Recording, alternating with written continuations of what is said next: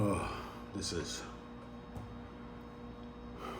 what we do. Oh, this is what I do here. I get out in the mornings when I can, when my energy's up, and I get my walk in, and so I just made it back, and I'm rambling, so I'm gonna keep it long. I'll tell you. So one of the reasons why I wasn't happy was during check-in, I asked about it's supposed to be a spa and resort. Excuse me, it's breakfast. So I asked, I can't get that word right for anything. I asked about the spa facilities, massages, hot rock, all that kind of stuff that they provide at spas. Well, the answer was that the spa facilities were under renovation. So they couldn't even send a masseuse to our room. So that was like a drawback for me because I was looking forward to that. The second part was we asked about, just wanted to make sure we had enough cash on hand because I was able to pay all the hotel fees and, the extras, that like food. Breakfast was free, but they had a cafeteria that served lunch and dinner. You had to pay for that. All that was, I was able to charge to my room and then pay it. When we left, I paid it. I had the option of credit cards, debit, whatever. So anyway, the hotel was already paid up. We had paid for that, I want to say back in March. When we planned it. The ATM that I saw in the lobby, which was, the ATM was from our bank, our Philippine bank was an ATM there. And they said, oh, I'm sorry, it's out of cash. So I said, well, do you guys have any services where you can provide cash from my debit card from that bank? And they said, no, sir. So we asked, when would the cash be refilled in there? Oh, we don't know. It depends on whenever BDO gets over here to do it. They had no clue. They were very nice when they were telling us this stuff. I mean, sir and ma'am and all that stuff. But again, I just wasn't satisfied with the answers. So, all right, so we go to check in. Now, when we got there, before we came into the lobby, the guys at the door, because there's always guys at the door, okay, at these places. The guys at the door, they did their jobs well. They came down, got our luggage, brought it up, brought it to the lobby.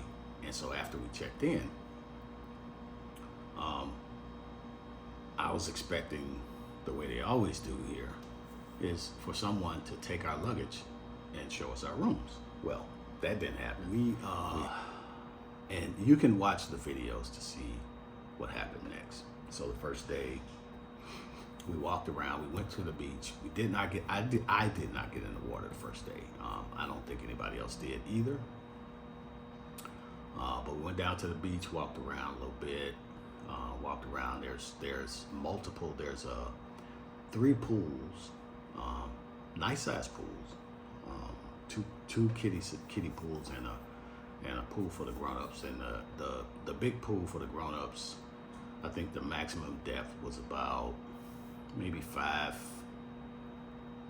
and a half feet, 5 feet to 5.52 deep. So I don't know, it wasn't quite 2 meters, because 2 meters is 6 feet. But it was about 1.5 meters, or 1.75 meters, something like that. It came up to my neck, I'm 5'7", so it came up to my neck, so it's probably about 5 feet. So that was nice, and the water was nice and warm. It was clean. They were continually, skimming, because there's a lot of palm trees around the area. So they were continually, not continually, but, periodically walking around, skimming, getting the leaves that might blow in. Very clean. The whole place was very clean. The outside was clean. They cleaned it. I watched them clean it every night after all the activities was over. So very clean outside there, as well as inside the hotel was clean. They had 2 stores inside the hotel where you could buy snacks, or some of their stuff, t-shirts, swim shorts, things like that. And they were, my wife said they were expensive. I think, yeah, according to Filipino standards, they cost more than you would have to pay in a store out in town or something.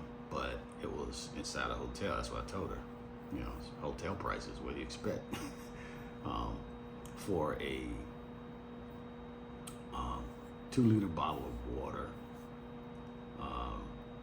it was 200 pesos, so 100 pesos per liter, because the 1-liter bottle was 100 pesos.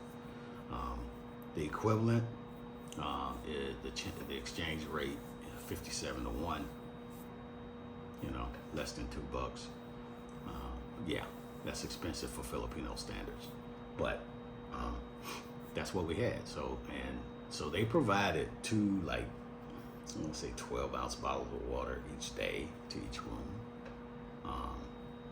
because the maximum, they expect 2 guests per room. That's not enough water, and especially not in this environment. So we were buying the 2-liter bottles every day for the rooms. So, and the other thing is when you're in the Philippines, if you invite your in-laws or someone else to go out with you, you're pretty much, I'd say, expected to pay. On the second day, we spent that day in the morning. I got up early, and about between 6 and 7 in the morning, this is my usual time for walking.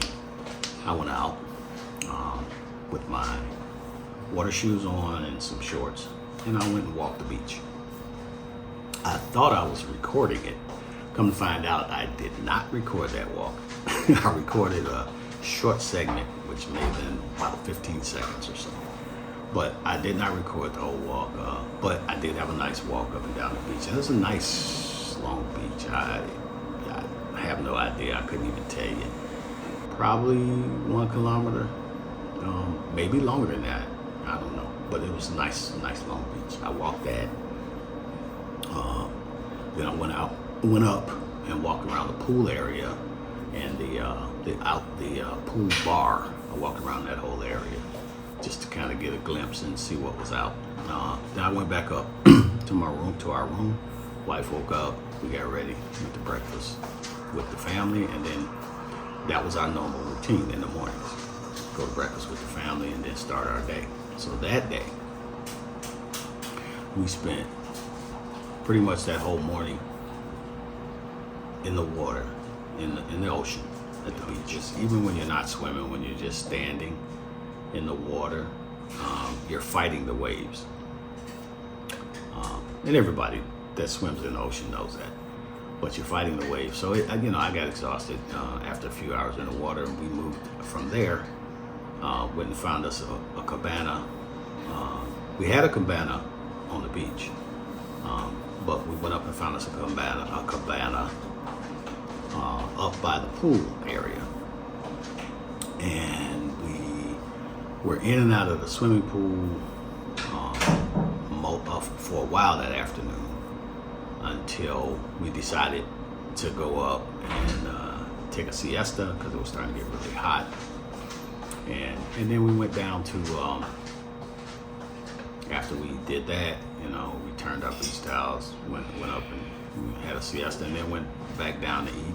And then we came down that evening. This was the first full day. And we went down that evening and we enjoyed ourselves that day. Right? We ended up at the bar that evening, had a few drinks, and then I went back out dusk. It starts, and there's a group of young Filipinos, very talented, that come and dance. It's a fire dance, and so you'll have to watch it. The title of the video on my YouTube channel is Flare Up Fire Artists. So please watch that. It's about 8 minutes long, maybe not even that long. But I mean, you gotta watch this. It's just all about them. But they do a lot of crazy. I mean, not crazy. They do a lot of things to music, of course, and it's very entertaining. Everything from twirling fire to blowing fire from their mouths to dancing, all these different things. So I was now at this point, I'm overjoyed with my trip, my vacation, because I'm having fun. I mean, that whole day was just awesome to me. And then we locked in a trip, or what they call the island hopping trip, with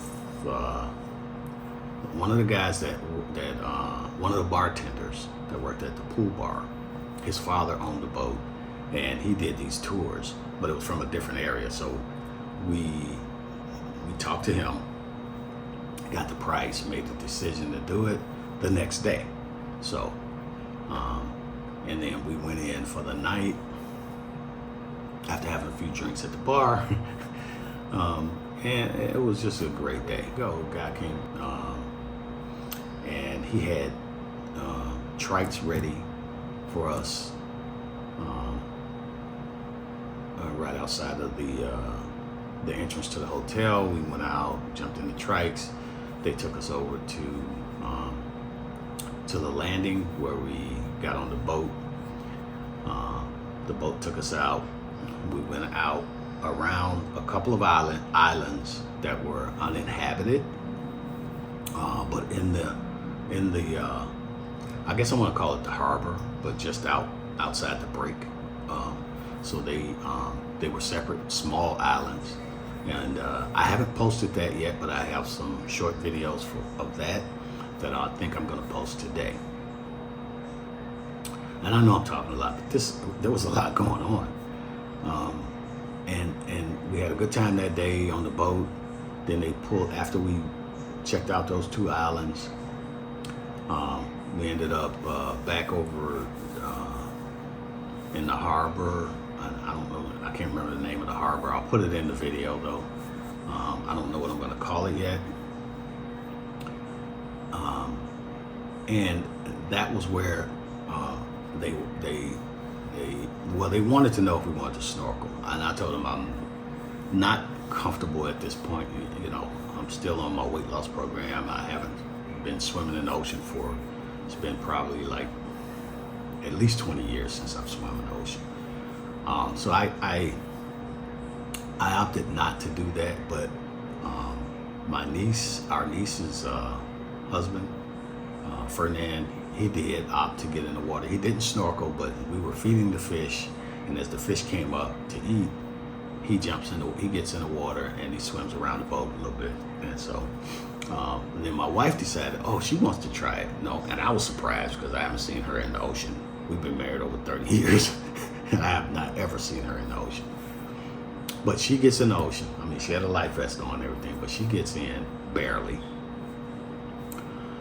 And then I was like, oh no, this ain't happening. So I had brought my water shoes in case, and so I switched over into my water shoes, and I got in the water as well. There's no video of that, but I did. Believe me, I got in the water, and so that was, we did that. We visited another couple of coves and beaches, and then we went to a beach where, we anchored and went up on the beach and just kind of chilled and hung out there. And there is video of that. I will show you that. We just kind of hung out there for, I don't know, maybe a couple hours, or about an hour. That's I would say. And then we took off from there, headed back over to Canyon Cove, which is where we were staying. No, I'm sorry. We went back over to the landing called Trikes. The Trikes took us, we had negotiated with them for the Trikes to take us to a restaurant so we could get something to eat and walking around, doing all this other stuff. I was just tired, not gonna lie to you, I ain't gonna try to be Superman or something. I was tired, so I went to bed early that night. And the next morning, which was the 22nd, was the day we left. We got up that morning. It had rained that night. So the cafeteria that we had been eating at in the hotel for breakfast and meals was closed, and for some reason I do not know, but they opened the alternate cafe, and it was a bit of a scenario there. It seemed to me that they weren't prepared for it. Everybody, all the workers there that worked the cafeteria was running around like crazy trying to keep enough plates, clean plates out, clean forks and knives out, keep enough cups out for the coffee. It was not chaotic, but very busy. I actually got bumped by a guy. I was in line, walking up to, had my plate, walking up to get my food, and a guy walks up and just like reaches right in front of me, and bumps me, to get to the plate so he could grab him a plate. And so I looked at him, astonished. I wasn't mad. I was astonished, and I said, "Excuse me." Just say, "Excuse me." And I don't know if he understood me, because he just looked at me, bowed his head, did one of these numbers, and he took the plate and ran off. So, and so I got my stuff, my food and stuff, and I went. We sat down.